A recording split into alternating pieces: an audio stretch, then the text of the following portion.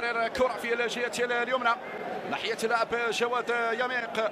جواد يميق على فكرة أول مباراة رسمية بالنسبة لجواد يميق مع المنتخب المغربي تحت قيادة المدرب إيرفي رونار. هو كان حاضر في مباراتين وديتين أمام بوركينا فاسو وأمام المنتخب التونسي. خطيرة هذه، خطيرة. طلع كرة الهدف، هدف كاميروني في هديرتنا. أبو بكر يفتتح باب التهديف في هديرتنا لفائدة المنتخب الكاميروني.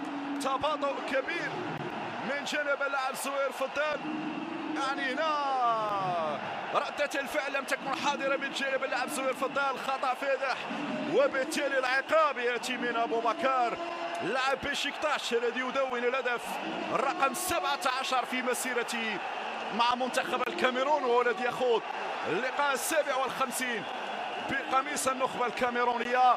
خطأ فادح، خطأ فردي من المدافع زهير فضال، وبالتالي أفضلية كاميرونية في هديرتنا. سنرى الإعادة مجددا.